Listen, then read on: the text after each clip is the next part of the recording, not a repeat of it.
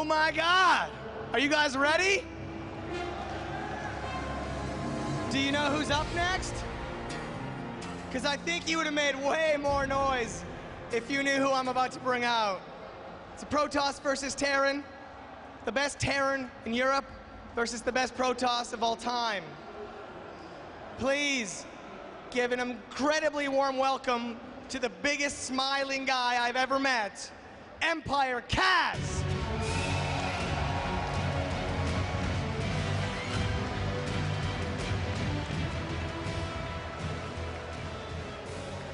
And his opponent, the president of Protoss, SKMC.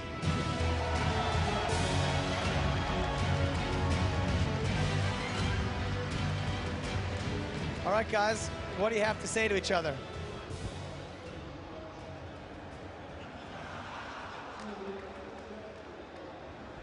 Can you do better than that? I think I'll be winning him. Good. Better than nothing. Take it away, guys.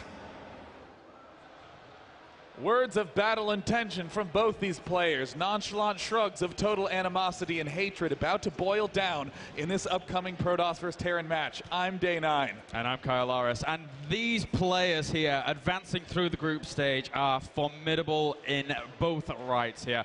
SKMC, arguably, potentially one of the best players in the world, the best player in the world. He's arguably the best Protoss, yeah. Yeah, okay, that's a fair estimation. And then Empire Cass, one of the powerhouses of Terran. I was Terran and European. There we go, we're gonna go with that, Terran. Oh, I see how that caster mishap happened. The words merged together into something new. Yeah. I mean, Cass, I think, is the first player, certainly the first Grandmaster to get 10,000 wins. Yeah, that's a lot of wins. 10,000 wins. Okay, to put that in perspective, StarCraft 2 has been out for a little over 700 days. 10,000 divided by 700. Cos plays a lot of StarCraft 2. And then that doesn't even count in the losses that actually come from that as well. So God knows how many games he's actually played. He's going to be going up against Min Chul, MC. The winningest player in the history of StarCraft 2, has just beastly play in all matchups, and I honestly think is one of the few Protosses who does a wide range of stuff against Terrans. Yeah, statistically, on an international level, this is MC's worst matchup in inverted commas, but it really is like 64% win ratio as opposed to the 70% and 69% that he has in the other respective matchups. Now, he's already gone up against Cass before in tournament play. Most notably, he went up against him at Copenhagen Games 2011 finals, where he was able to defeat him 3-0, and incidentally, he actually played against Cass in the group stage of the Intel Extreme Masters Cologne 2011, where he was able to beat him 2-0 as well. I mean, the fact is, Kos is one of these practice machines. He never stops playing. He is the most dedicated player, period. He has no fear pretty much going up against anyone. Yeah. But the one thing I'm concerned about with Kos is that with MC can say something like, you know, I want to figure out a build that crushes early expanders. Hey, OGS practice partner, when he was in OGS. Hey, SK practice partner, can you play an early expand game 20 times in a row so I can work out this timing? Yeah. That is the way that MC plays. Not nearly, actually, not really very much laddering at all.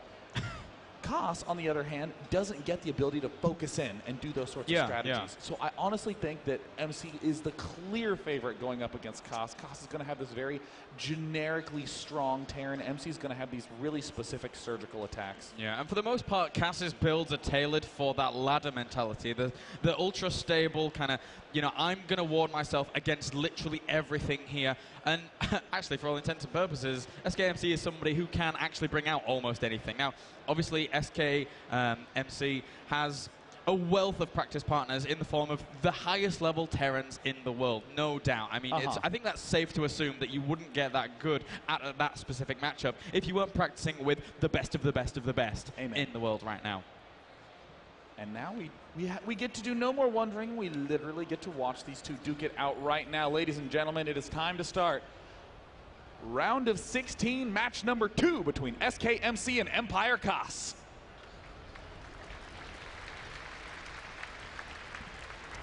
And spawning down to the bottom left-hand corner here of Daybreak. He is the boss toss. You know him all full and well. Spawning as our red Protoss. Give it up for SKMC.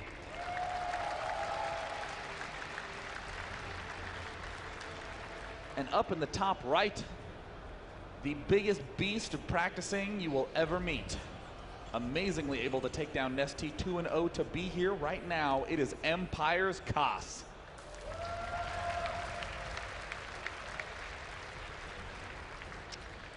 Now Daybreak, I love Daybreak to be able to open up these best of 5 series. For me, Daybreak is just the ultimate map right now in terms of how the metagame works in a lot of these matchups. SKMC, yes, can bring out any given build on any given day at any given time. So Empire Cos here is going to have to be really, really viable here. With his scouting, he's going to have to be so methodical with it in order to be able to really, really figure out what SKMC is going to be doing, because he can hide things here, there, and everywhere. He's able to even play the mind games with his opponents as well. But for the most part, that super strong, really meticulous, stable play for MC is really what defines him.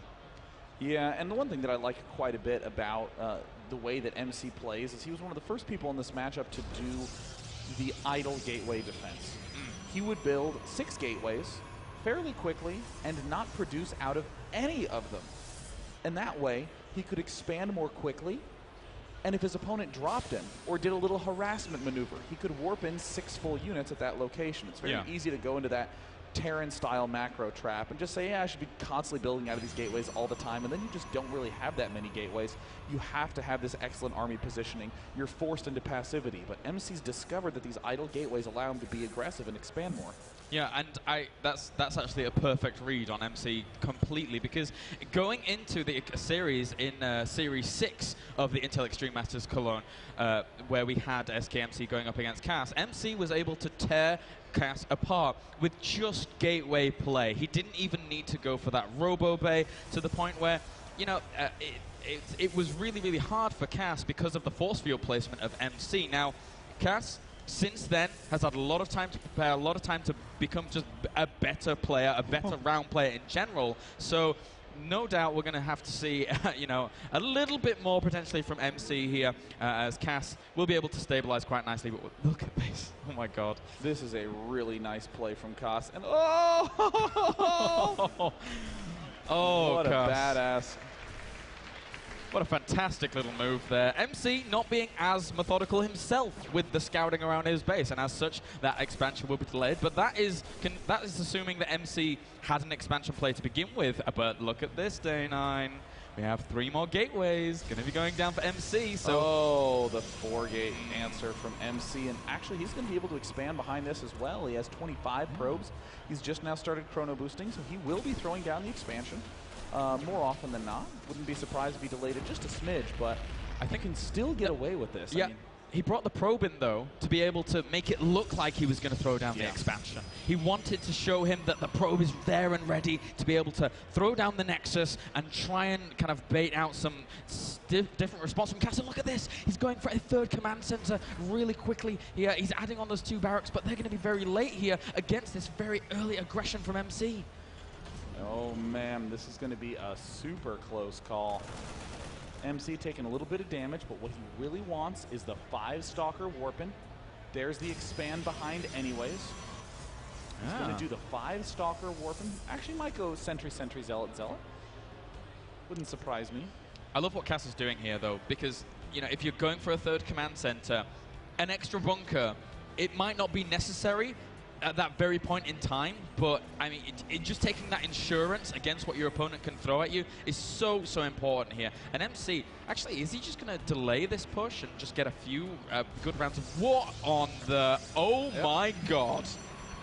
This is one of the nice common follow-ups to a 4-gate opening. You can just identify what your opponent's up to and then just go, no, never mind. I'm not actually going to push and kill you. The most common way to do this is you warp in 4 Stalker, so you have 5 total. You push with the Zealot, and then you just target fire down, pick off 4 to 5 SCVs, and then double expand behind it. Very common play, most common on Entombed Valley, but MC either way is setting himself up for a nice macro mode, as is Empire Koss, but Koss doesn't really have as much late game infrastructure as he'd like right now. He wants an engineering bay, he wants to get the factories up, he wants 6 barracks quite quickly. Oh no, Cass overstepping the mark here. He's going to lose this SCV. He sees the natural, but most importantly, he never checked the 3rd location to begin with that scouting pattern there. So he's going to be completely in the dark about this very, very quick 3 base play, and he's still just kind of very content about macroing up with these Marines, with these Marauders, getting that double engineering bay down. He sees these 2 Stalkers at the front and knows that he has to be a little bit careful at the early stages of this game. Yeah, I mean, that's actually a great point you bring up, Kalaris, that SCV popped in here and saw this expansion, but the most common indicator of what a player is going to be doing is whether he's taking an early 3rd. Every scout where you're saying, let me check what he's up to at the natural, has to begin with, let me check what he's up to at the 3rd. Okay, nothing? All right, sweet, now I'll go to the natural. It doesn't cost you anything, and you get so much more information. Koss is doing a little waltz out, a little risky because he just doesn't know about this 3rd base yet, but I'm excited to see how Koss is going to be taking his 3rd. He might even expand to this one first. It's like you were slowly getting to the point now where in the other matchups you have to get into that against Zerg mentality of, hey, well maybe there is that quick 3rd down. Maybe I should actually scout around the corner. It just takes a little bit more time to be able to pull off, but it's so worth doing just in case someone like the powerhouse that is MC actually goes for that very, very quick 3rd. Here's the expand going down to the bottom side. SCV lead for Koss.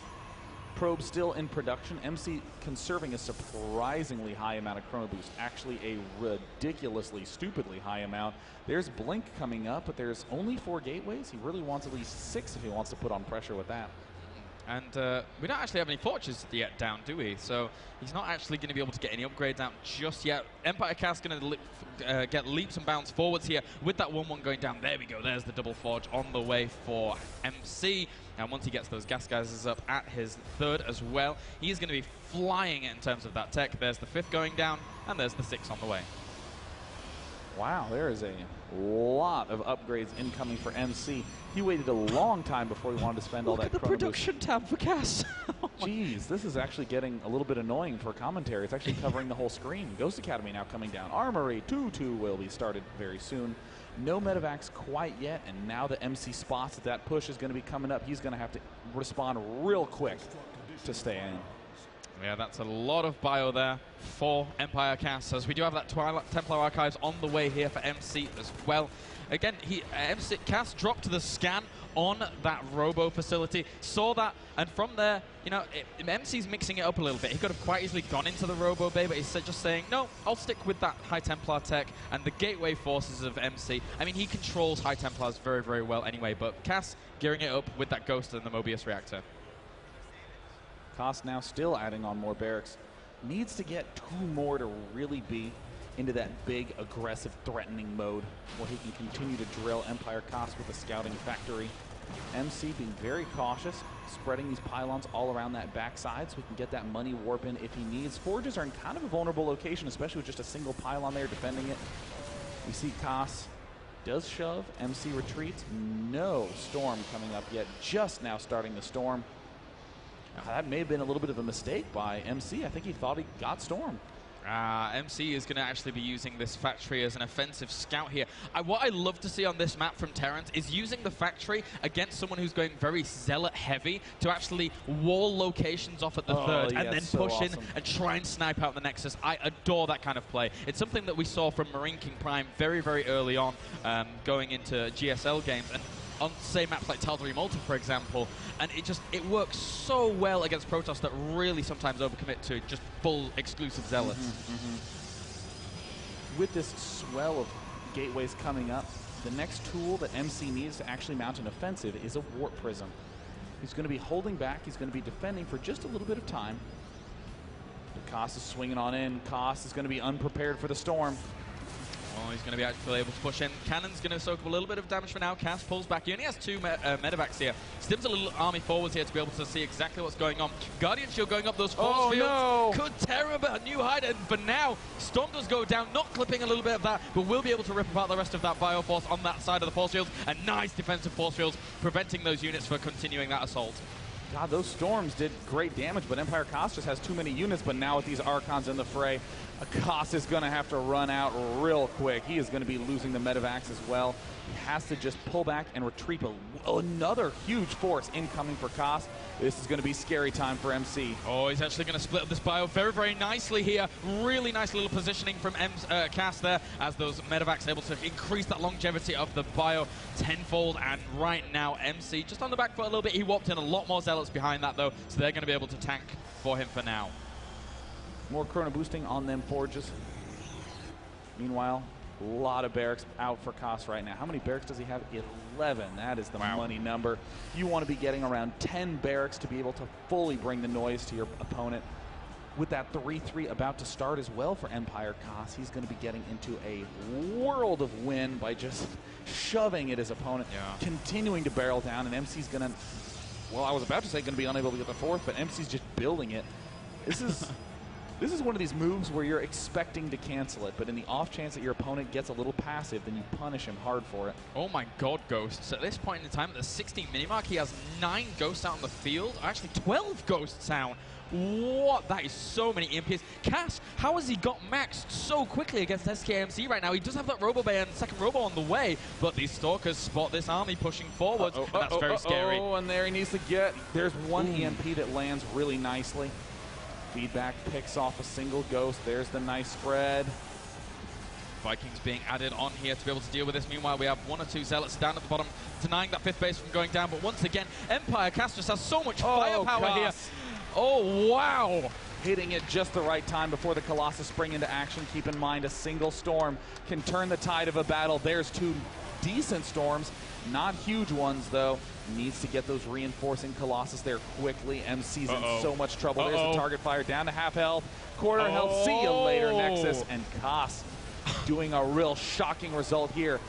It looks like he's going to be able to rip down the boss toss in game 1. Yeah, he's really far down in supply right now. 50 supply ahead. Empire Koss with just phenomenal macro going into game number 1 as he shuts down that 3rd completely. Chances are he'll be able to bring down this Nexus at the 4th, and from there on, MC is stuck to 2 base against a very, very healthy economy here for Empire Koss. Gosh, 2 base versus 5 base. I mean, Koss just playing it off perfectly. With the amount of storms that MC's had, he just weren't enough. I mean, he had 4 or 5, but you really need like 14 High Templar on the field. You need to let every Ghost expend all their energy and still have 3 or 4 storms left over, because it only takes 2 to turn that tide of battle. MC's not giving up, though. He has managed to accumulate 2 Colossus. We'll be having 4 shortly, but MC, I think, Koss knows what to do in this late game situation, throwing down a bunch of command centers. Yeah, just now starting 3-3. And I think that, you know, Empire Koss here realizes that, considering the amount of damage he's actually done here, one of the only ways he could really lose this is by if, say, an abundance of Colossus came out. So he added on a second starport, got that reactor down to be able to fuel that off the amazing economy he has from here. And obviously, yes, Storms could also bring him back into this as well. But Koss, you don't build anything extra from here to be able to deal with that. You just split your units and, you know, hope your control is good. Oh, wait a minute. There's the stim run up. We see some large EMPs going down. The Colossus completely vulnerable. GG. Good game. Empire Koss. In tournament play, that is the first game Koss has ever taken off SKMC. And look at the smile on Koss's face. I think that's exactly the momentum boost that you need for your confidence. You just managed to handily defeat without any BS, no luck, no, I mean, it wasn't like a drop killed off an upgrade at 80%. I mean, Koss just straight up killed MC, and that makes Koss go, oh my god, I can actually take this series. Yeah, it is. So we shall hand it over to Mr. Artosis and Tasteless over on our analytical desk. How do you think about that game, guys? Hey guys, Tasteless and Artosis here. And this game was kind of interesting in the beginning little piece, because we had that offensive eBay from Cass. Let's throw that up on the screen. It kind of a start of a build order loss here. You know, he throws the eBay down here at the expansion. The Zealot was just slightly out of vision, so it managed to get so deep that, you know, right from the start, MC's in a lot of trouble here. He was planning to make a Nexus there. Yeah, he wanted to go for the fast expansion, but instead added the gates. Now, Cass is, he was so greedy. He made the bunker, sure, but then he immediately starts another command center. So at this point, we're looking at the game in like, well, 3 command centers and 1 racks against someone 4-gating. That is, I mean, if you're 4-gating, you want them to be making double command center like this. But MC then, you know, he's already brought the probe back a little bit. He's got a probe up here. He has a pylon. But then when he walks in, sees the bunker, sees another building, and decides, oh, you know what? I can't do this, because he doesn't know about the extra command center. Let's say that Cass just went straight up to 3 racks. He might just have enough to hold this, and MC loses that game for free. So MC backing up and making double Nexus in response. It was like it was cool to see him make such a hard decision to say, oh, I made the 4 gates, but now I have to try macro because I don't think the 4 gates are going to work. But the thing is, the 4 gates probably would have worked, Tasteless. If MC was a worse player, he may have just impulsively rushed in there and actually just ended the game. But I think it's one of those funny situations where because he's so smart and so calculated, he actually backs out in this situation. And then that kind of resulted in this game where MC's behind for, well, the rest of the game, basically. Well, when this happens, you know, your Nexuses are so late. Cass gets the really quick 3 orbital. He's a macro beast, man. It's going to be just too hard to beat him. So, yeah. Basically sums it up. That was why MC was behind, you know, from the get-go there. Interesting game, though. Yeah. We're going to throw it back to you guys. Boys, take it away. Thank you very much, Tasteless and Artosis, as we are going to be jumping into game number 2 here in just a second. And what map do we have, Dana? Map is going to be on Ohana, and, you know, I like the point that Tastosis brought up about that early delay. And, I mean, especially that last screenshot, I think, was the most telling. A finished 3rd orbital command, an unfinished 2nd Nexus for MC. But on the late game side that we didn't actually get the chance to see, that sort of situation is going to come up here on Ohana. Unless you have enough storms to deal with a Terran army that's continuing to come at you, you have no way to do that sort of turn the tide flip in the way we saw Grubby flip when he was going up against Bomber. Yeah, and then, I mean, that game was so back and forth in itself. But again, I mean, that could quite easily happen here with SKMC and Cass in terms of if MC chooses to go for that storm transition again and isn't able to split up those High Templar. We saw how easy it is for Cass to get a phenomenal ghost account so quickly. Gosh, 12 ghosts at around 15, 20 minutes. Still so early, given everything that was going on in that game number 1. In game number 2, it's going to be on Ohana. 3-base play, not quite as comfortable for Terran, so Cass is going to have to show us something a little different. Down in that bottom right-hand corner from Team Empire, the practice beast who's up 1-0 against the boss toss. His name is Empire Cass.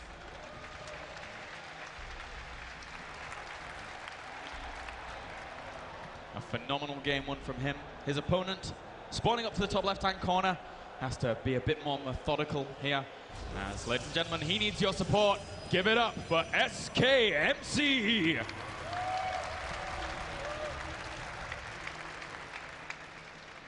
Now, I'd like to know that this is actually day 4 of Gamescom, where there's actually been 3 days of previous matches. The open bracket, groups A and B on day 2, groups C and D on day 3. All the VODs have been uploaded for all those matches to youtube.com/day9tv and youtube.com/IEM. Go give them a visit. Also on the IEM site, League of Legends VODs have been uploaded there as well. However, if you're watching Starcraft 2 instead of League of Legends, you're a League of Legends guy, there's actually that other stream over there, about 100 feet to our right now. And for now, I mean, coming back to this game here, we have the gateway going down for MC. Not too much going on. But yeah, I mean, also, you should check out the IEM Intel Extreme Masters Facebook, facebook.com/IEM. Give them a like over there. That's very, very nice and dandy. Support the sponsors as well. A big, big thank you to our sponsors, BenQ, Twitch, Patriot, and Intel. Let's give the sponsors a round of applause, guys. The crowd's so kind. They are. Saturday, finally, everyone doesn't have any of those workly obligations. They can show up right on time, bright and early, to watch some StarCraft 2. Actually, what time is it? Is it, what, 10:15 a.m.? Oh, it's 11 a.m. Wow, there's a lot of people here. You guys are awesome. Yeah. Empire Cos actually going for the gasless play. Pretty expectant. MC, oh, whoa, that's an early geyser. We don't usually see that. MC here, looking, is he flustered here? Is he legitimately flustered by Cass? I would imagine not. He's probably going to be doing the Squirtle style, remove one from gas and go for the 4 total in gas. I like that play quite a bit. May end up doing so, but actually, we still have the 3 on there. 3 and 3. Okay, Day9, give us a breakdown. What's going on? Well, looks like Empire Cos yet again doing his engineering bay block trick. Again, this is, I like this. This is not one of these, oh my God, I hope he does X follow-up. This is to put MC in a small box. Yeah. You know that there's only so many different plays that your opponent can do. What I really like is when Terran players follow this up with actually a 4th barracks to try to swat this down, but MC looks like he's gearing up to do some sort of pre-prepared expand build.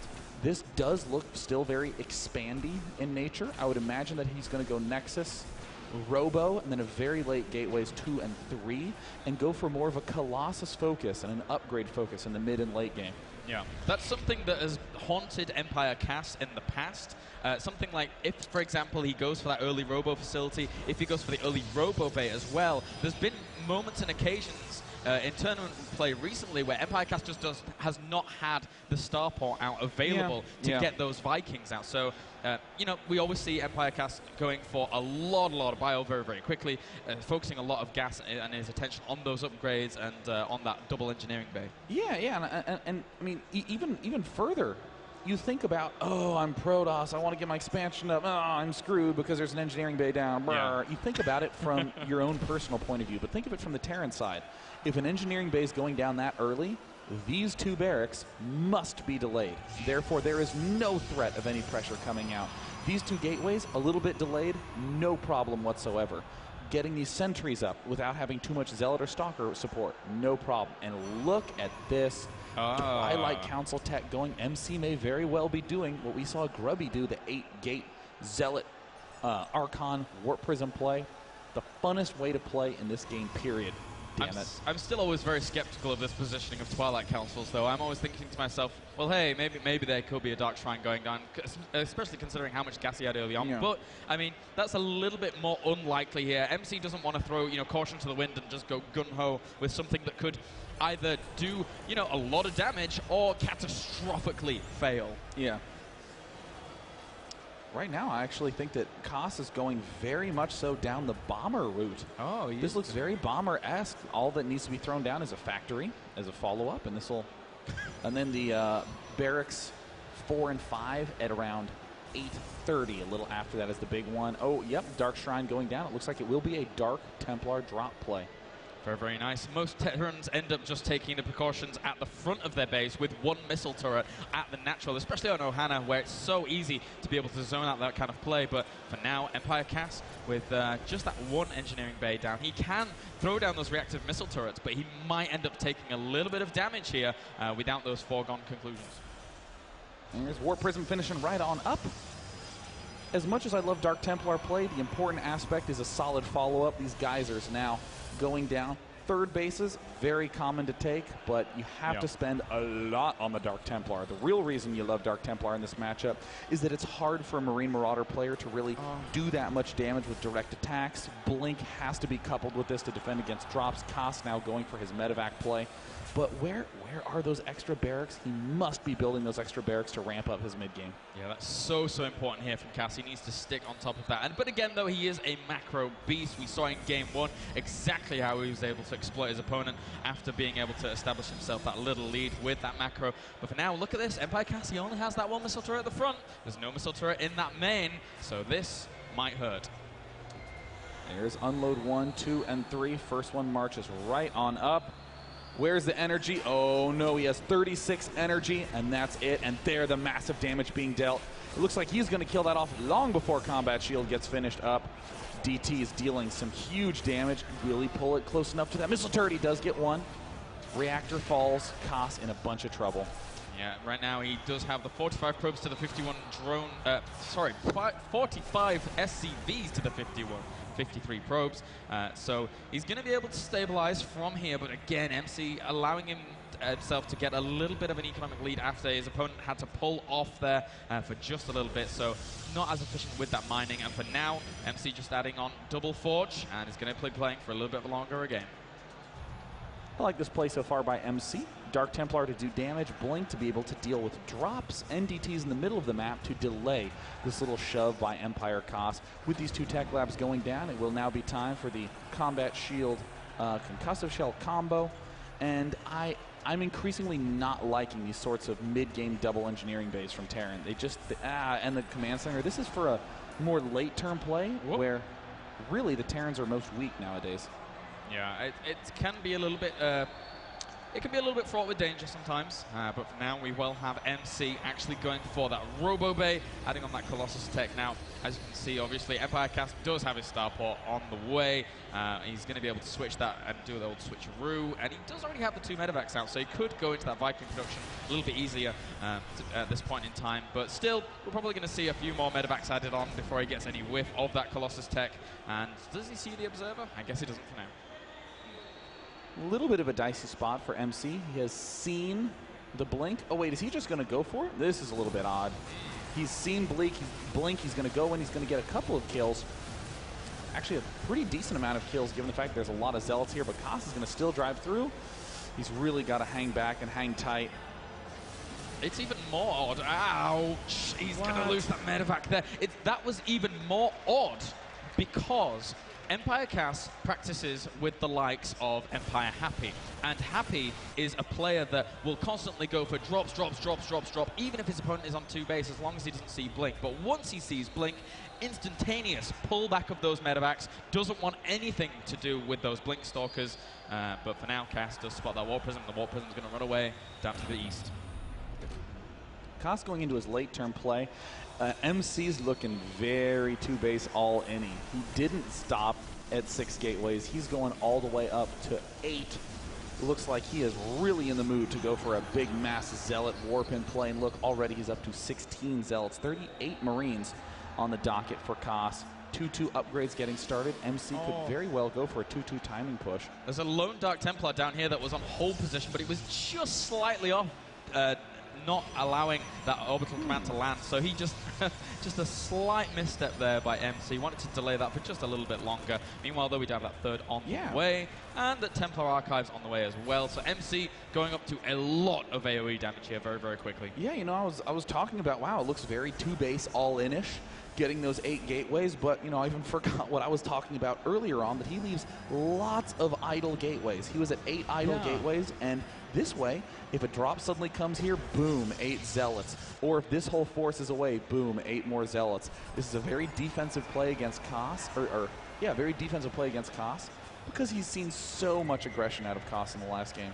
And for now, Cass adapting to his opponent and what he's seeing here. Went for that 2nd starport way quicker than he did in game number 1 after seeing that Robo Bay. Very, very important at this point, just in case you need to really fuel that Viking production. And MC threatened with double Robo last game, so that is always a potential. You're able to get so many Colossus out so quickly, and that's why it's so pivotal to have that 2nd starport at this point. Yeah, I love the 2 starport play, but I don't love the overcommittal from Koss. The reason that this sort of thing works is because you're being aggressive. You're forcing the Protoss to pull all his stuff to the front.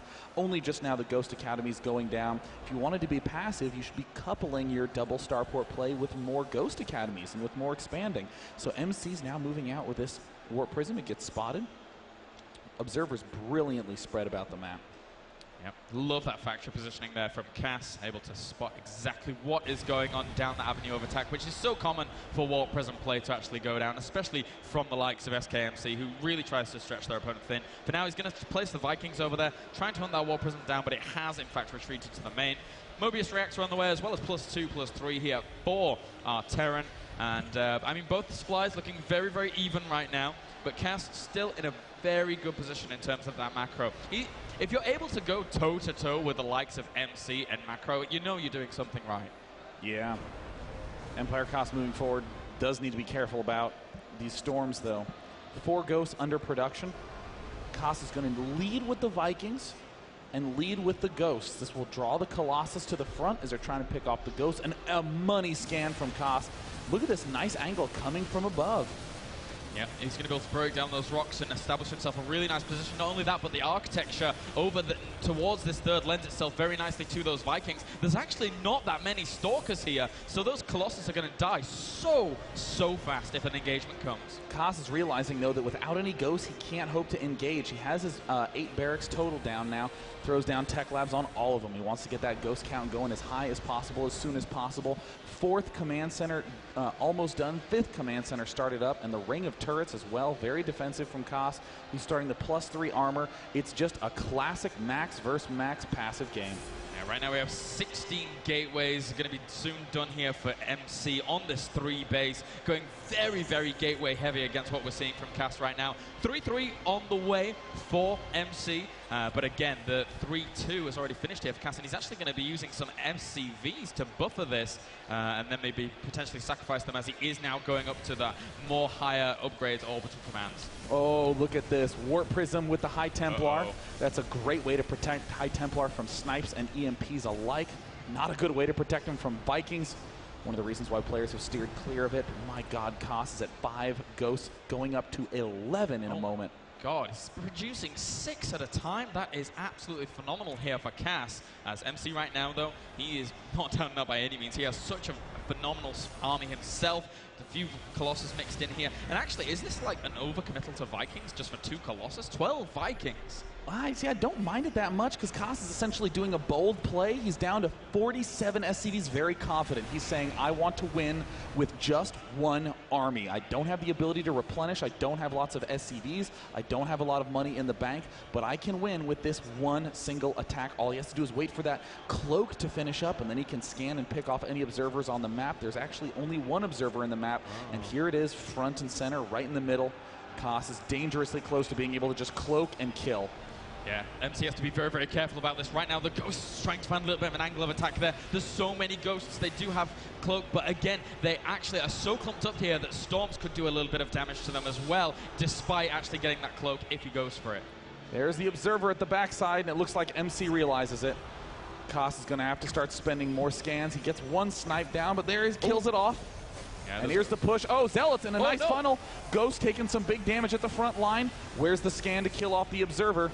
That's so important here. There's more observers in production, though. MC knows he's a little bit vulnerable after only having that one observer. Where's the scan? He needs to kill it off. A Storm whiffs at the front. Meanwhile, great EMPs on those 3 High Templars as he did move forward here. He still has a lot of energy left on those Ghosts. Don't count him out just yet. He throws down the scan. Is the Observer dead? He still has 3 on the field, and the Zealots are actually charging in to be able to try and deal with this. But look at how much firepower the High Templar.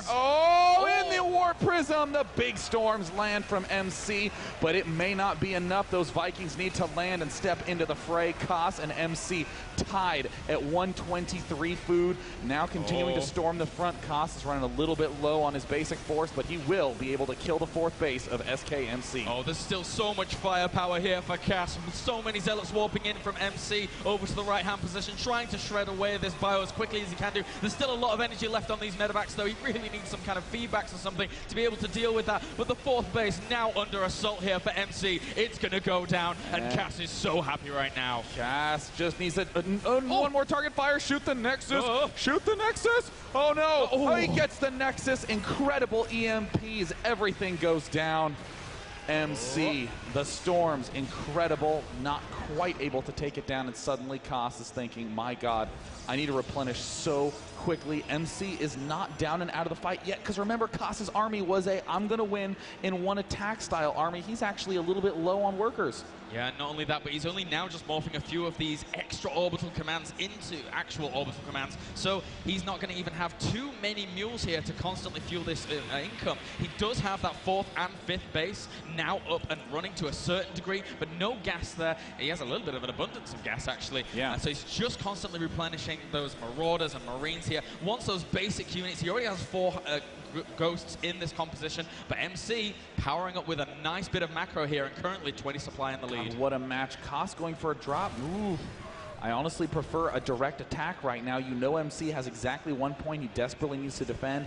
All you have to do as Cost is make sure you can continue to mine on this right and left base, and MC smells it. He knows the drop's there. There's the medevacs. He spotted it with an extremely brilliantly placed observer, and is Cost watching, or is he just queued it up?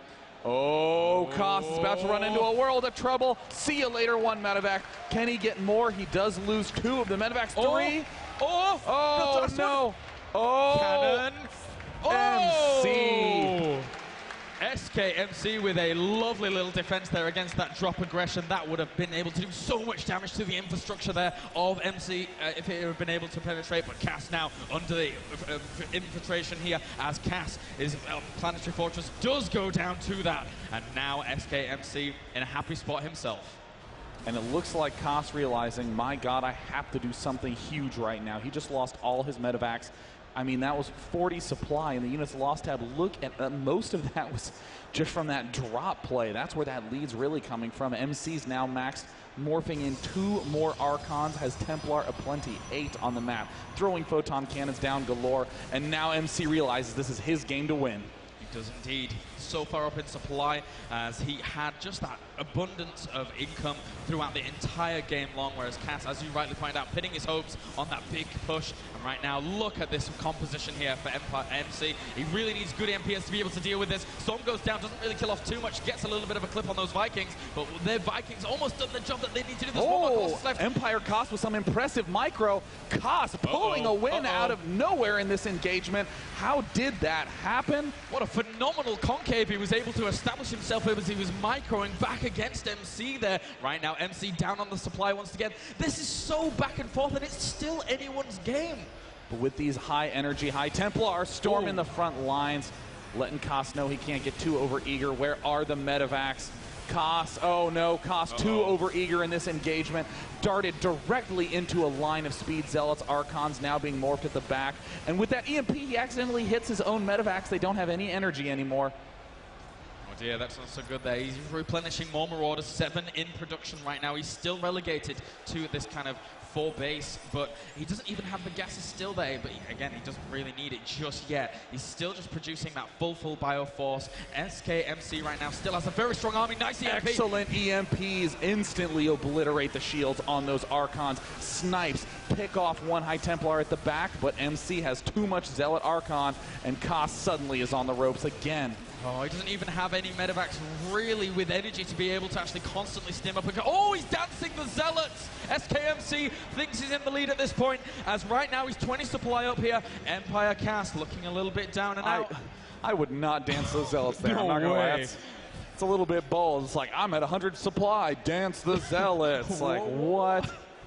And at the right position, MC takes the opportunity to cinch a kill on the right expansion. Desperation repair for Empire Cost. He's going to stim and rush up all his Marauders. Where are the units? We see the High Templar there in position. The Planetary Fortress getting increasingly low. More Storm dodging, and it goes down. MC in a clear lead.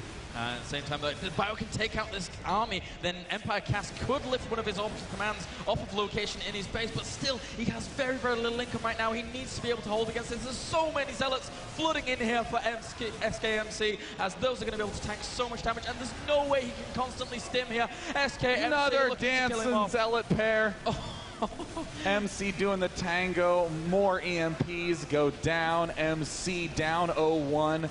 Barely pulling this off, more than willing to dance his Zealots. Those dancing Zealots, man. Empire Cass, you know, I mean, he must have seen the dance that MC has been able to do with that Zealot dance previously, but SKMC now with those Zealots pushing forward once again. GG! SKMC ties up the series here. Wow! Oh my God, what a win for MC. I mean, the amount of damage dealt by killing off those medevacs, that was a real turning point.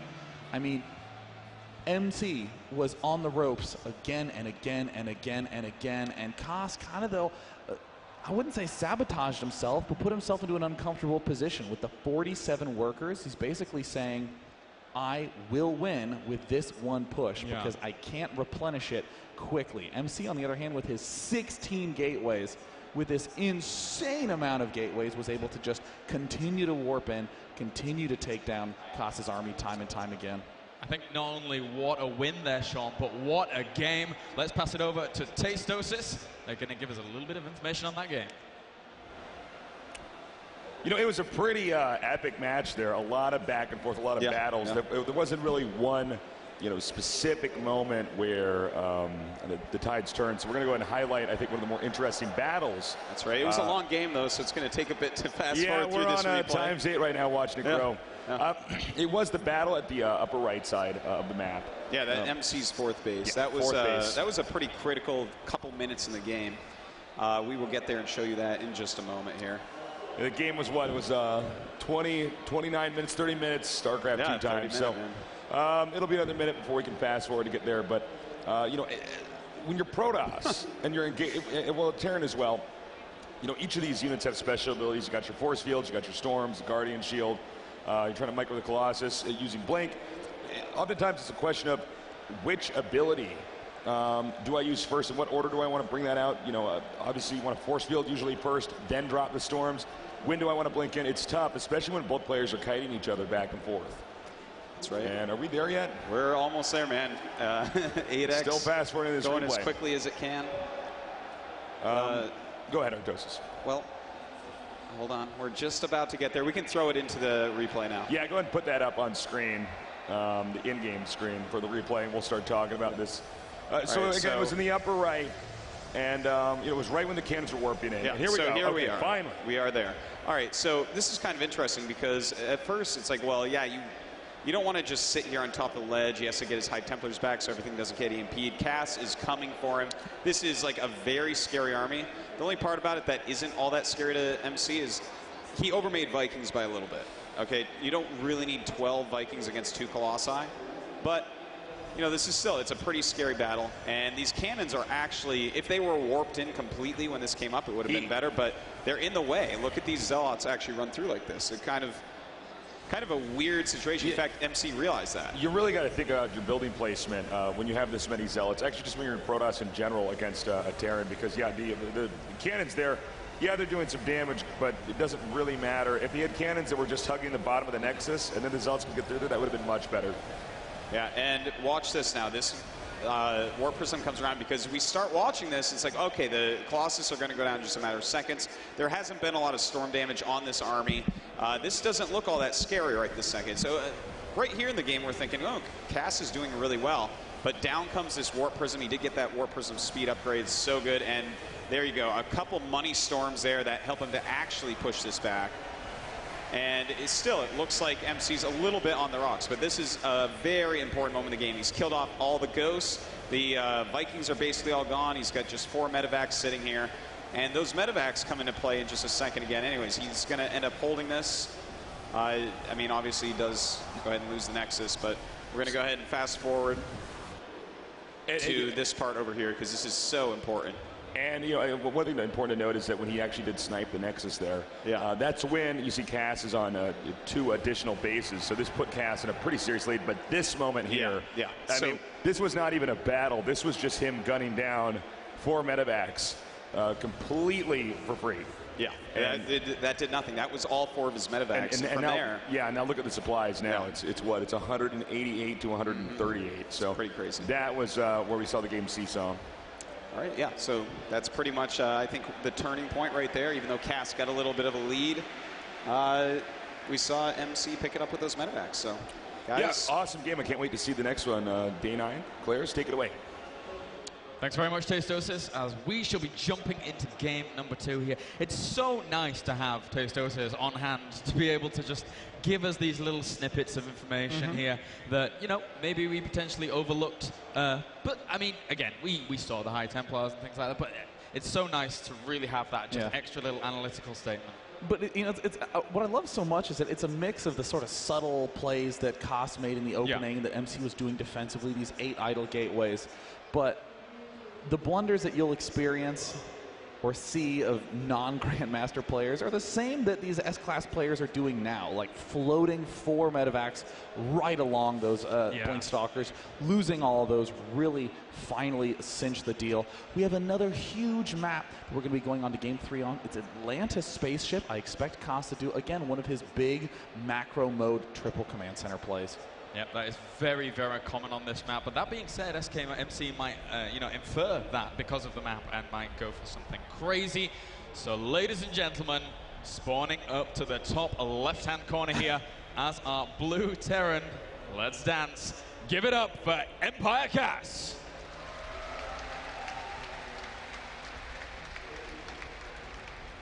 And up at the north position, pulling a miracle win in game number 2 with calm, collected control. It's SKMC.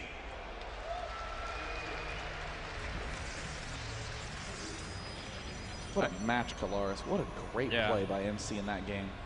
These past 2 maps, I mean, the first one, a little bit simple, just showed the real power of the macro play there by Cass. But game 2 really showed the decision-making that was really, really strong, apart from potentially, that 4 medevac drop being kind of shut down very easily. But it showed that both players are really, really proficient in their decision-making there. So 2 very, very different games, 2 very different outcomes on either side of the spectrum. I'd actually note that, like, even if the 4 medevac drop didn't get sniped off, I still don't like it as a decision, because what's the goal? Yeah. There's clearly one focus point that you need to be hitting as the Protoss, as the Terran player, and that's the Protoss 4th base. You really want to focus there. There's no other gigantic point of vulnerability. You could do something like drop 1, maybe 2 medevacs in the main, distract Protoss to make his 4th vulnerable for a direct attack, but trying to do a sort of impulse doom drop in the main, very flimsy move, and Koss got punished handily for it. I think Koss is going to sort of say to himself, okay, I just need to do exactly what I did on Daybreak, get in these direct fights, because in every direct fight we're seeing, it's either an even trade or Koss is coming out ahead. Yeah, and for now, I mean, it all comes down as well to, like Tastos has pointed out as well, building positionings can always be a little bit difficult for someone who's going to go very, very zealot heavy. Now, MC is going to be going for looks like that 1-gate expand. Did he scout out the command center first? Yeah, he saw the command center first. Probe actually harassing that building SCV. Double barracks play from Koss, a necessary piece to the puzzle. You must do this when you open up this way, unless you have a really, really strong read on your opponent. I really think MC is probably going to be going for a triple Nexus play. That's one of the most common things that we'll see him do when he kind of goes for this super mega fast expo before core. Yeah, it can be very, very strong indeed. MC, having just 1 gallon gas there for a long time, really able to get that Nexus out just a smidge earlier to be able to continue keeping up here with Empire Cass. And for now, with that cybernetics core on the way, I was a little bit apprehensive of this pylon placement in the back of MC's base. I was thinking to myself, hey, he could actually hide some quite interesting things back there on the 1 base. But no, after seeing what he saw from his opponent, is just going to be going for that little bit more of a macro mode. It's good to get a decent spread of pylons fairly early on, just to make sure that you have coverage like this. Already, MC has set himself up to have vision in almost his entire base. He can warp in anywhere. Sure, you don't want to run the risk of having 1 pylon powering all the buildings, but of course, getting those drops prevented early on. I mean, all that MC's doing is super deliberate start to finish. And for now, we'll spot that Nexus, so he knows exactly what's going on. Oh, wow, yes. Empire Cass, known to do this from time to time, Sean. He likes this play. He loves triple command center play, and again, this is very much so a ladder player's build. It's one of these plays where you are predicting what your opponent is going to do based upon the averages of the map, and in fact, MC, again, we would predict would go for a 3 command center, or excuse me, 3 Nexus play, actually going for a 3-gate add-on. Yeah, and he's actually been chrono boosting that warp gate tech pretty profusely here. There we go, there's another chrono boost on there. So he's going to be able to put on some aggression now. Empire Cass, whenever he goes for 3 command centers, he normally adds on a 2nd bunker in order to be able to say, a lot of my minerals is focused in on that economy. I need to be able to make this defense as sturdy as physically possible, just in case that possibility comes out from SKMC. Now, MC could be doing this defensively. We've seen him do defensive 4-gate plays before. We actually don't see a forward pylon. none of that seems to be going down. Kosla's looking quite comfortable in this position, but with no gas geyser, I still feel like we're going to see a triple command center out of MC. It would really shock me to see anything else, to be quite frank. But no, there's the probe starting to step forward. Yep, controlling the watchtower for a little bit. He's going to throw down those pylons here and now move forward. There's the second bunker there for Empire Cass to be able to bolster himself against this kind of push. But for now, elsewhere, not too much else going on from MC. In fact, he still only has one gas. This is actually just very odd.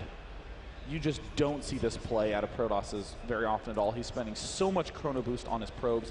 He's very far ahead, but is he actually in the mood to do just a big push like this? This is an SCV killer push. He's going to try to kill off as many things that show up to repair.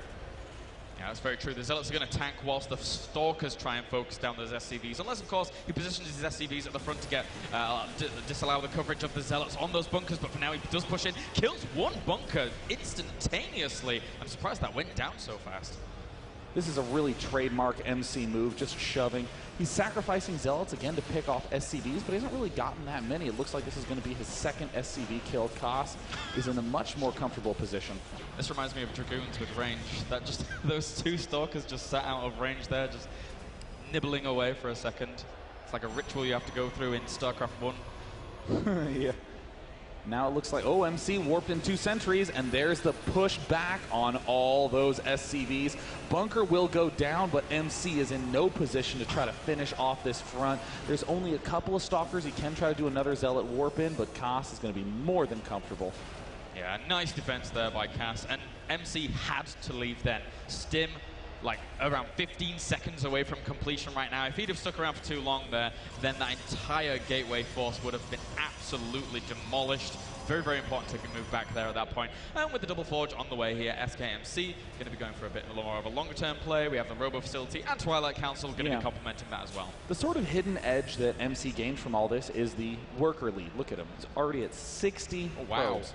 Very uncommon that you get that many probes in a game at this early stage, but MC now is going to pull back, make more of the long-term units, the Zealots and Sentries. This will save resources to be able to make more buildings, and more buildings indeed going down. 8 gateways on 2 bases.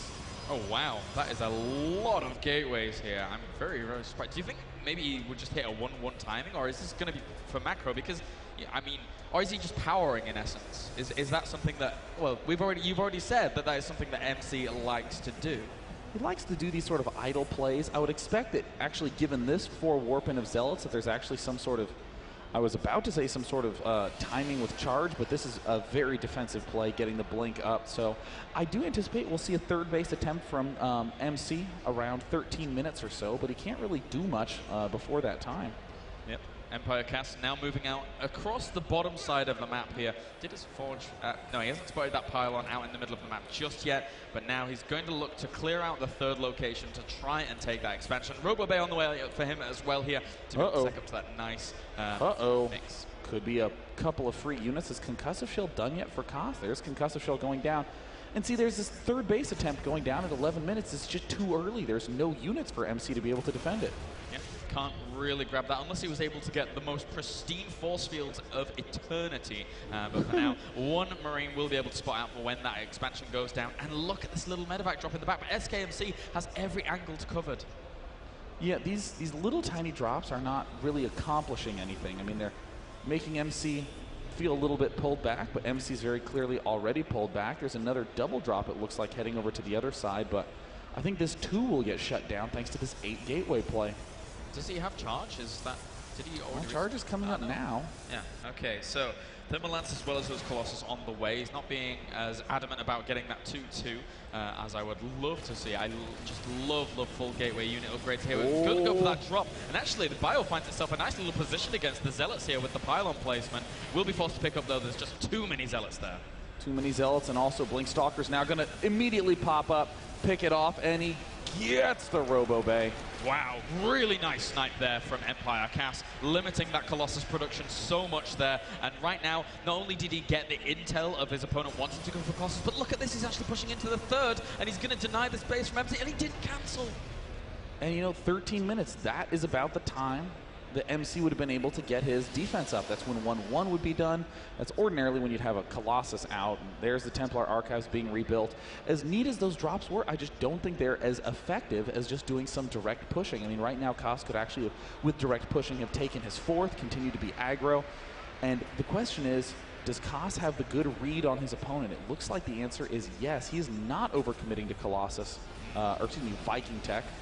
I'm slightly scared for SKMC though. Like, Cass being able to delay that third base while he has his third base so saturated right now, as well as getting those gas geysers up, this could turn into a similar situation to where we saw in Game 1, where Empire Cass is going to be maxing out very soon, and SKMC was slightly supply blocked here, so that's going to hinder him even more when going up against the beastly macro of Empire Cass. There are 35 speed zealots out on the map right now, and 35 is a lot. Koss now adding on his extra barracks with all of everything. He's at 9 barracks. Needs to just get one more, and then he's in good shape. A little bit of an early stim. He scans. Oh, no. Koss is going to be able to get some big kills. He's now going to kill off this, but he's trapped himself. Koss has trapped himself. Was this the blunder of the game or the winning move? It's unclear. Storm is not done yet. The force field's actually, huge feedbacks. Rip down all those medevacs, and Koss loses his remaining force of Marine Marauder. It's unclear who came out ahead in that exchange. Now the question is does this economy of 2,000 minerals a second able to replenish quickly enough here to be able to deal with any kind of counterattack potential here from SKMC? Right now we have units workers count. We have 79 SCVs to 57 probes here, with that third base completely up and running for Empire Cass. I can't help but feel that SKMC needs to make something happen right now, but Empire Cass is still replenishing at a very furious rate. Holy cow, the big Doom force moving through. Empire Cass sees it.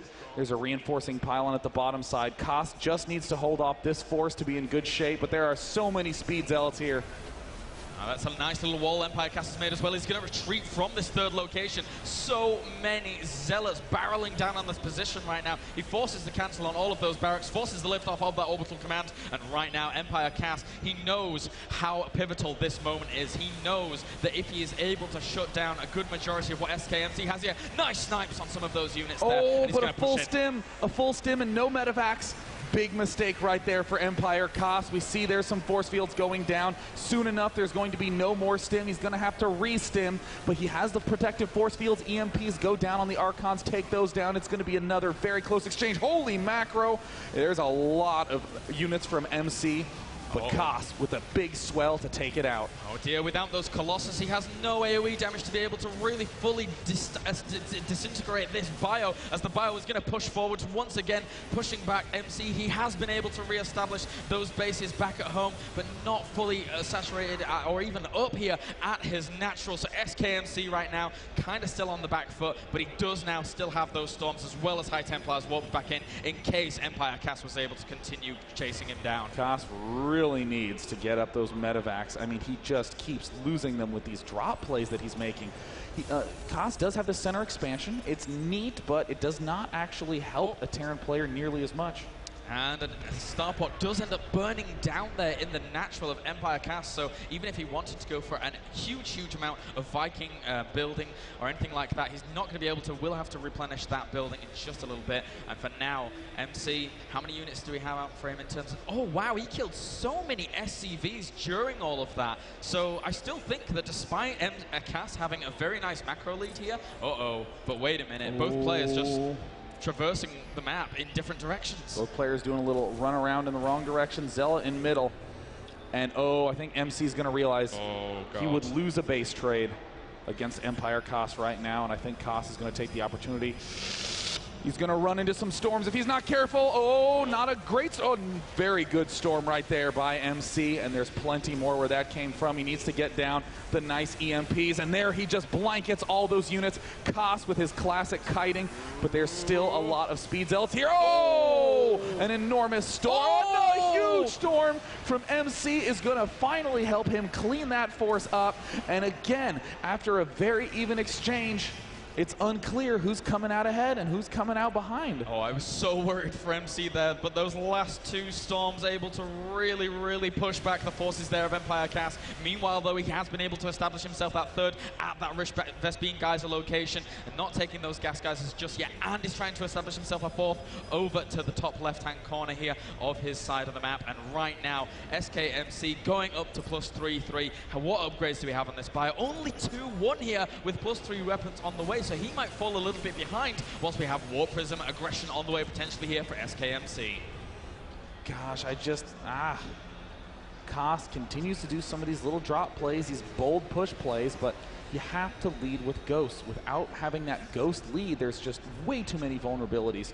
With this Planetary Fortress going down, Koss is going to get himself the ability to finally breathe and play defensively. Factory, Marauder, all in reasonable positions. A periodic scan there is all you really need to do as Empire Koss, just to keep an eye on your opponent. This game is just reminding me more and more of game number 2. Just so close, so back and forth with these engagements. It's so difficult right now to tell who is ahead. Empire Cast has a really phenomenal lead in terms of income. Right now sitting at, just about 25% above his opponent here. But still, MC has those more proficient units, those more, effective units going up against this bio. It's just if MC is able to continue this macro, able to replenish as quickly as he's always been able to do during the series thus far, and be able to go for those trades effectively. And another big force for Koss, but he just can't have these lumps. He has to lead with the Ghost. There's one Warp Prism moving down here with a High Templar going to the third location here of Empire Cast. He might have a Storm, and he will drop it on some SCVs. They're killing off quite a bunch. He still has another Storm in him, and he gets a really nice one off on that bio. And he escapes with his life, too. A nice move by MC. The big concern, though, is just no medevacs. There's one on the field right now. That is such a problem. I mean, Koss now mining from his Rich Geyser, but Vikings up, going to completely shut down these Warp Prism harasses. It's important to have that longevity out as a Terran with those medevacs. And if you're constantly stimming back and forth, trying to kite this many Zealots with Archons barreling down behind them as well, it's so hard to actually make it work without that medevac count. So for now, MC once again with this Warp Prism, he's moving over to this third location, and this time he has double the High Templars. But where are the Vikings? The Vikings were just here. Oh no, the Storm right into the transferring workers. Gets a great kill right there. Now it's 61 kills. Koss down to 47. Koss starting to move out. Koss, where are your medevacs? Oh no. Templar leading the fray. Where's the EMPs?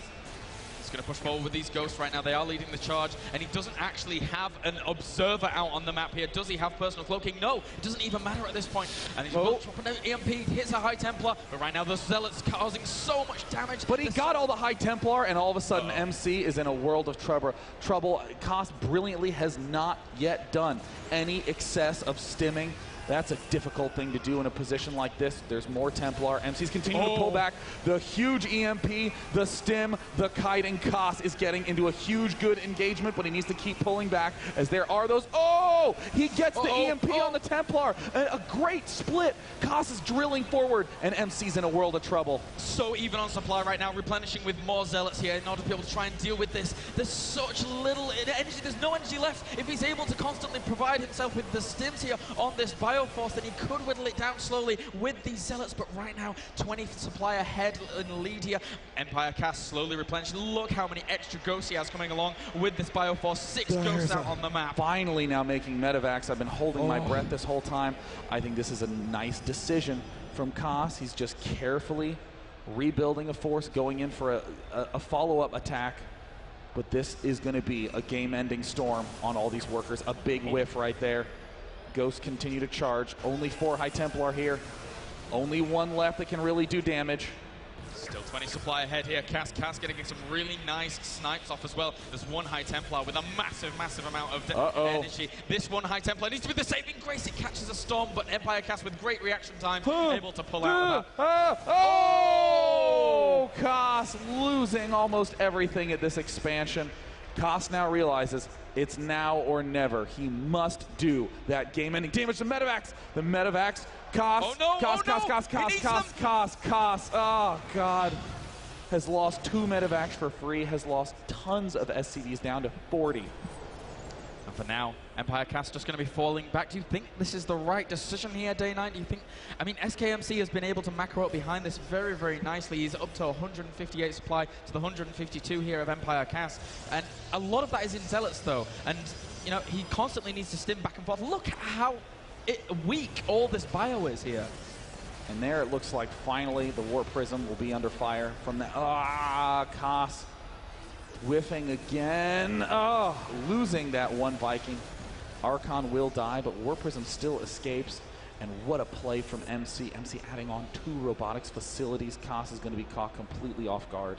Both players so close in terms of that mineral income right now, but no gas mine being mined really here for Cast too much anymore. As for now, SKMC just continuing to bolster his forces, even getting Warp Prism speed here to continue this relentless...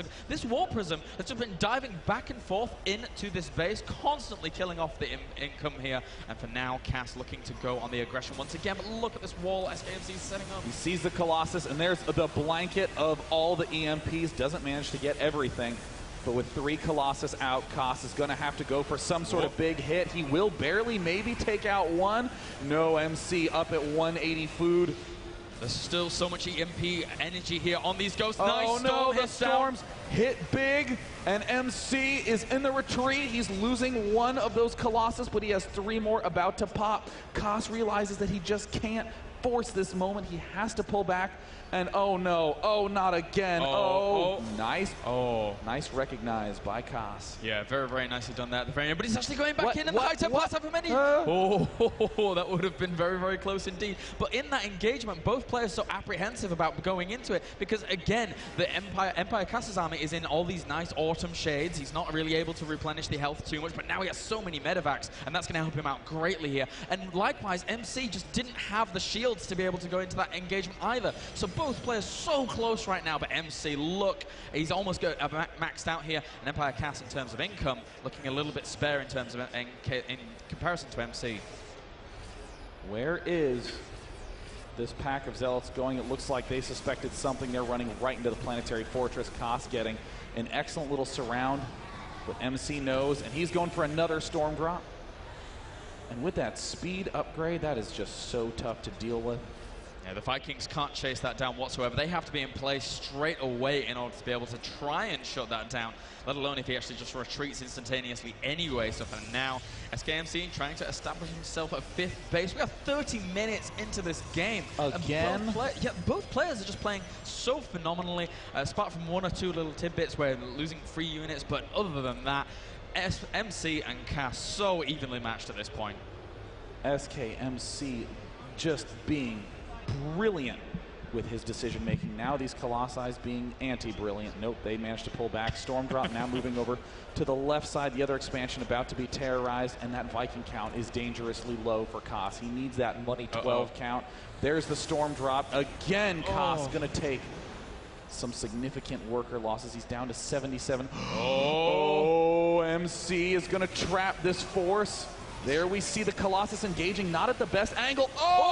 He eats it huge with the storms. He's eating all these storms. Koss suiciding all his units into this force, but with the number of EMPs, did Koss manage to do enough damage? The Colossus just ripped down those Marine Marauders so quickly, and in a matter of seconds, we do see that Koss has somehow microed his army properly and killed this force off. What? After all of those storms, it's so close here. Empire Cast and SKMC losing literally everything, but the problem here for SKMC is the fact that all of those medevacs and those Vikings are able to stay alive after that engagement. Ideally, as a Protoss, going into one of those engagements, you want to start saying, yeah, I'm going to kill off that force, blink forward, start sniping out those very, very expensive units, those medevacs, but he wasn't able to do so. So Empire Cast here, all he has to do is replenish his very cheap units, those Marauders, those Marines, and from there, it's still anybody's game, but he's moving in with the Warp Prism once again.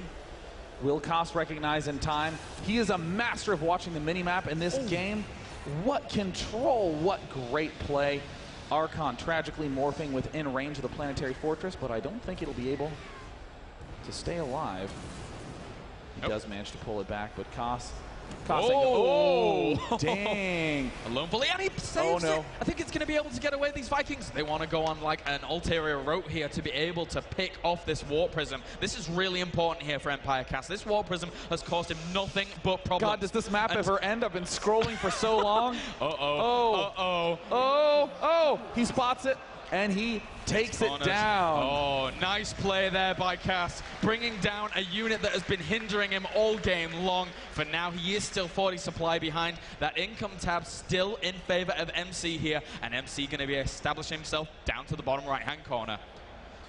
Cass is starting to go into that Thorzane style of just having a huge number of ghosts, a huge number of Vikings, and not much of anything else. Cass still does have the lead in the army supply tab, but look at the worker supply being doubled, and look at MC just snatching up the bottom right in a brilliant maneuver. All the focus from Cass is on defending this left expansion, and soon enough the center one, this bottom right, is completely open for MC to take. But here's a big engagement about to go down. I think Cass needs to pull back here. That would have been a bit scary, although there's not that many Zealots there to be able to tank. Now, an interesting thing about that worker count is that normally when you see these kinds of numbers, the Terran will have ample extra orbital commands to be able to constantly throw down those mules, getting that income going. But right now, Cass is just so on the back foot with that. He has no extra orbital commands to be able to replenish this constant bioflood that he needs to be able to have against MC here. Ooh, more Zealots moving down to this bottom expansion, but it looks like Cass is in a reasonable position to be able to defend against it. Cass instantly answering. Cass is just adding on only Ghosts. He has the Viking count he needs, and then he's going to get up the Ghost count he needs. He doesn't have personnel cloaking. You were talking about that earlier on. Yeah. It needs to happen, Kelaris.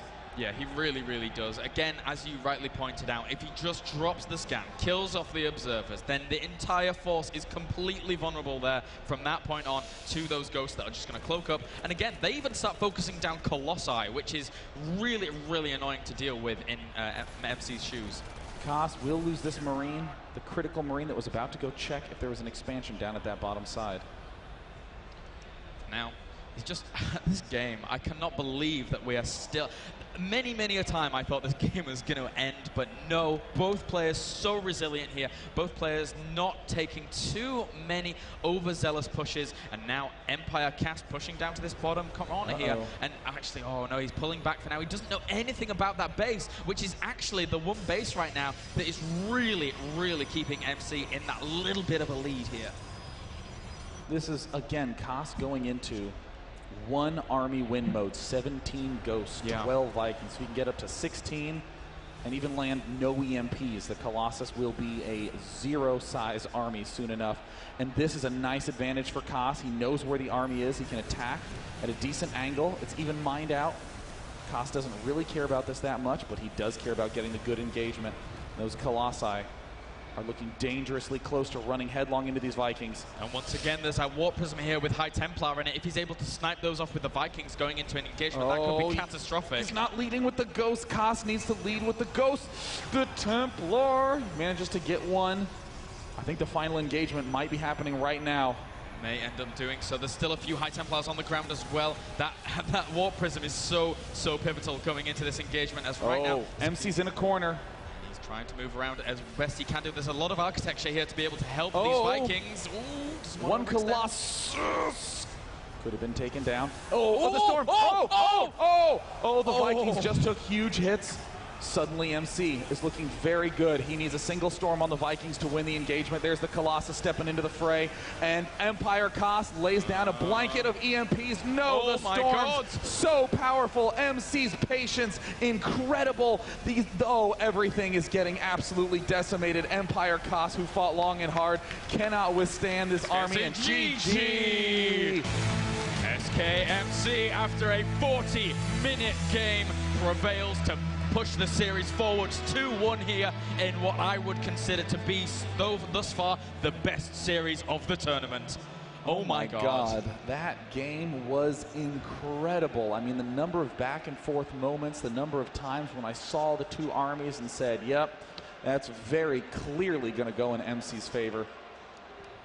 And then Cass just pulled it out of nowhere. I mean, even looking at the score, 256,000 for Empire Cast, 255,000. It's there's no difference. You can't even see a little slither. They're within 1,000 points of each other. I mean, everything was dead even in that game for ages. It was low econ, starting 10 minutes into the game, ending 40 minutes into the game. I mean, Koss is in these just nail-biting, demanding, must-win control situations, but the amount of pressure that he must be under is just so great. That miscontrol is so easy to do. Yep, so ladies and gentlemen, we shall be getting into game number 4 here in just a second. It's going to be on ESV Cloud Kingdom. Guys in the crowd, are you excited about this series? Yeah. This has been utterly ridiculous thus far, guys. Game number 4 on the way. Again, like, unbelievable. When I'm casting a big tournament like this, and for me right now, this is like the highest level of tournament I'm doing thus far. It just, I have such nerd chills going into these games day 9. Gosh, I mean, 3 games in a row, 30 minutes long, and it's funny because each game keeps getting a little bit closer. Game 1 was kind of one-sided. Game 2, it's getting pretty close. Game 3 could have gone either way, literally at any second. So by proxy, this game is not going to end. Cloud Kingdom here. We're going to have a full mind-out situation. An hour-and-a-half game here from SKMC. It's not going to be quite as good as my mech prediction yesterday. Was slick. But other than that... But this map is huge counterattack paths. I don't like a lot of the super long-term play from Terrans, but it's perfect for that early aggression. Let's see what Koss has in store for us. In the top right corner, the unlikely man to be here in this round of 16 match, taking down Nest T. He's down 1 and 2. He needs your support. Give a cheer for Empire Koss.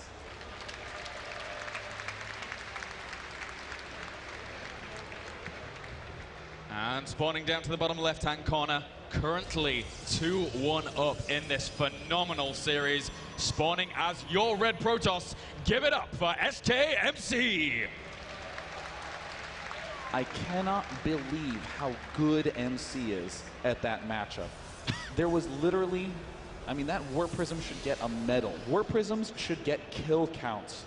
I mean, there's something that, I'm trying to think of how many Storm Drops went on in that game. I can't even keep track.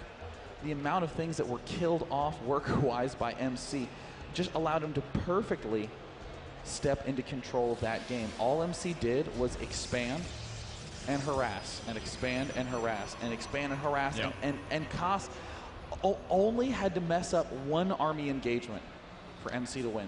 Yeah, and I mean, if there was a player in that last series that was one of the one that was overextending a little bit, it was Koss. Let's not beat around the bush. There was, you know, some positions that he put himself in where there's a lot of, you know, a really nice concave setup by MC pushing in there, and then those storms ripping apart those Vikings in that very last engagement, all clumped up there, you know, just flustered slightly in that engagement. So Koss slightly overstepping the mark, but again, I mean, can you blame him after a 40-minute epic trial? That's so difficult. I mean, Koss, I think, is kind of ballsy for not even taking his 10-minute break. Again, ESL allows all players to request a 10-minute break after 3 games. Koss just going straight up early expand, not even going to hide it. Probes out. It's going to easily skirt by that edge. And for now, we have actually the second gas once again on the way here for MC. So not really the most aggressive of, you know, 1-gate expands that we would normally see from MC here. Wondering what he's going to end up doing with this gas. But in comparison, normally what we saw him do last game was basically just have that gas available to him and then be able to tech up a little bit quicker off the back of going for that Nexus. It looks like, yeah, it's 2 in that gas, 3 in this one. So this actually looks like a mistake more so than any sort of intentional build. 1 watchtower for each player. Just doing the usual control. Koss, ooh, I'm so thrilled. Koss is not going for a 3rd command center. Yay! I really love Koss's aggro mid-game play, his Marauder-heavy surround-type moves. Yeah. MC with all those units in gas does still look like he's going for more of a long-termish expandy play, a little Sentry DT, maybe Sentry Robo. Not going to be doing any sort of early gate pressure. But I'm also happy that MC was able to actually send the initial Zealot out a little bit quicker than we saw him going for in game number 2. So we'll have to see if MC is going to be able to push across the map here with the Stalker and Zealot. Single refinery down. This is a very aggressive variant. When this barracks finishes, Tech Lab will go down instantly, or not. I would have assumed it would go down instantly. This is quite unexpected. Perhaps it's going to go reactor first. Really? No, there's the Tech Lab. A little bit late. And I think it's interesting to point out there in that last game that Empire Cass only got his 3-3 at the 35-minute mark. So that is a very, very late 3-3 there, whilst MC had his 3-3 going into so much of that game. Yeah, MC was just getting every standard edge, but then coupling that with the dropping edge, oh gosh, the storm drops were terrifying. 2 more gateways en route for MC, and Koss looks like he's going for an early concussive shell play. So Koss is hinting towards an early move out. You know, I would love that, because of all the players that you consider to not really go for that really early aggression, one of them's Koss. Oh, MC Stargate first. This is not going to line up well against a Marauder move out from Koss. Ooh. And for now, throwing down a few more gateways here to be able to continue that macro going. He needs these just to be able to buffer against something that Cass is going to be throwing at him here. They already have that reactor being added onto this barracks in order to be able to really, really ramp up that marine production. And from there on, we'll have to see if Cass is actually going to go for that push very, very soon. Why is Koss not pushing yet? He really needs to move out soon if he wants to move out at all. Phoenix is likely to be the follow-up, or no, really? No, a fleet beacon? Is he going carrier? Oh, MC. This isn't StarCraft 1. What? Day9, please. Please help. Now, I will say, two Stargate carrier makes perfect sense if you envision what Empire Koss has been doing every single game. 3 command center, 3 command center, 3 command center.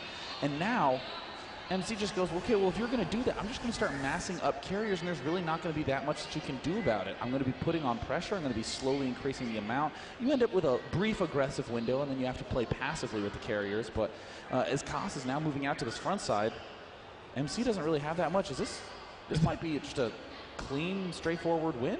That might indeed. I mean, I've got such a huge smile on my face right now. It's if it was able to work out, then that would be utterly fantastic. But right now, Empire Cass, he just has so much moving around at the front, but he's actually not pushing in with this. He doesn't have the intel.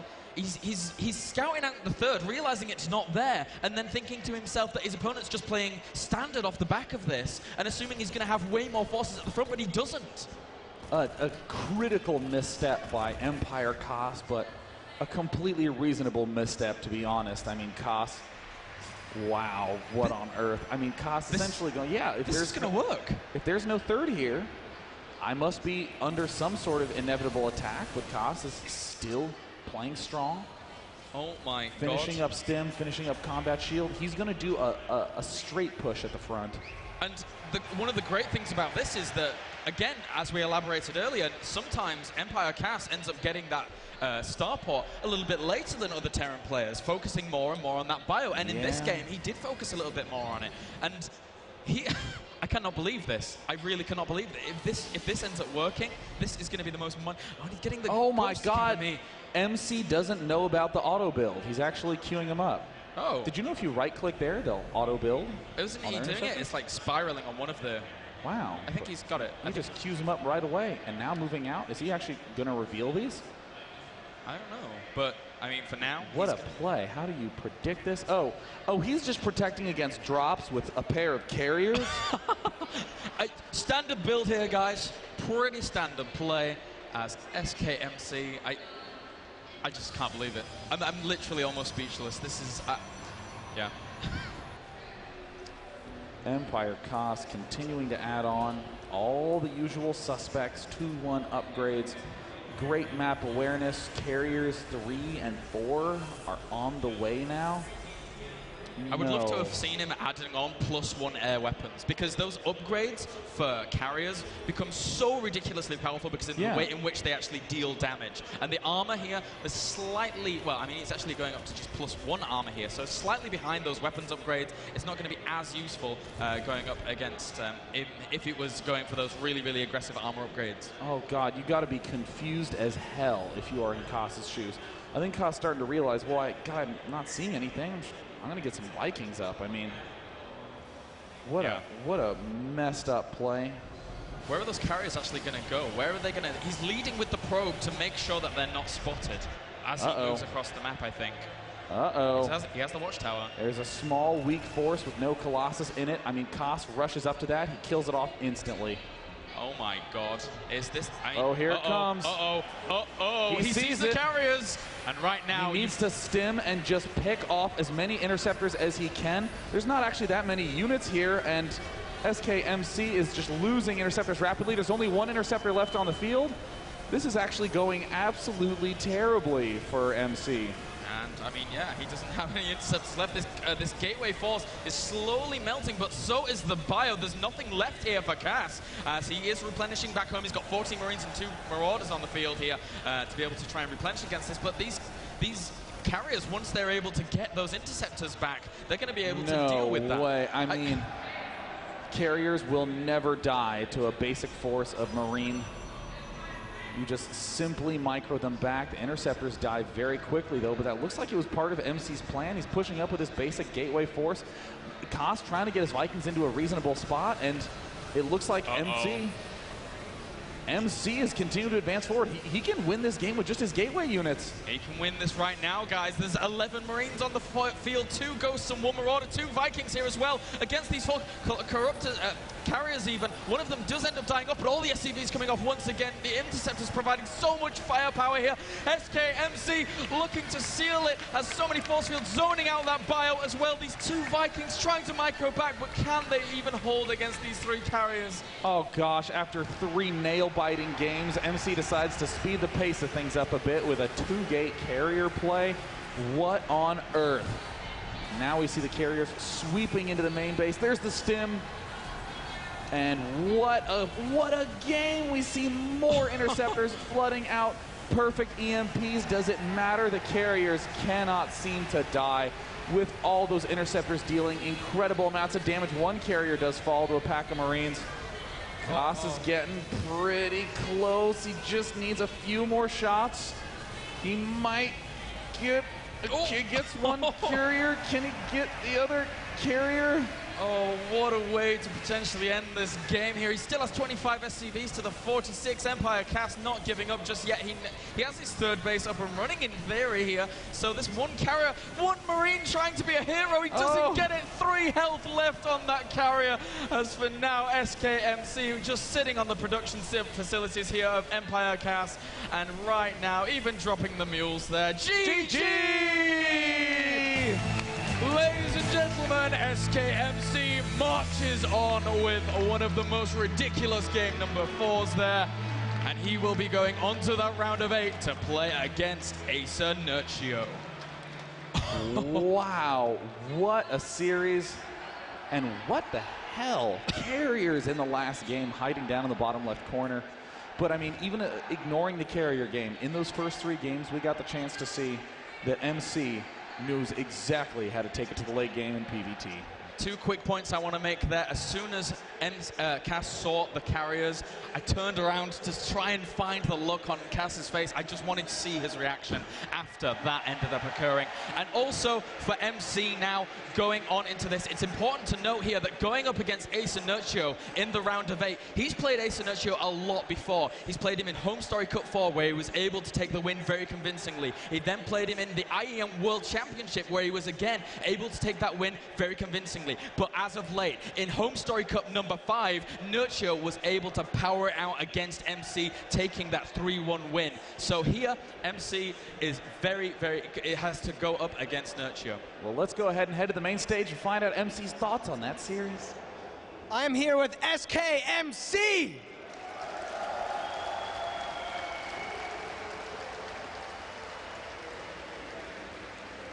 That was an incredible series. So many back and forths. I think there were 90 battles in Game 3. My hands are still shaking, and I was like thinking I might pass out. How do you feel? Good. Feels good. Could you go again right now if you had to? What did you say? I didn't get you. Could you play again right now? 또 한 번 할 수 있는지 해야 하는지. 캐리어요?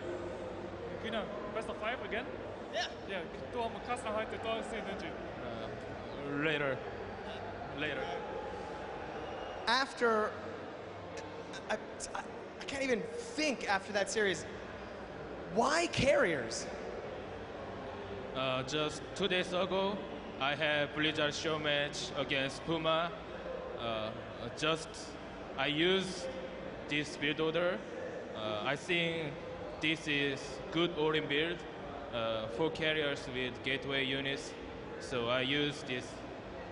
You know, well, you don't know, but I know, and these guys don't know yet, but they're about to know. David Kim from Blizzard, who's the balance director, was here watching that game. Maybe Heart of Swarm, more carrier? Yeah, I hope Blizzard don't remove carriers because so imba.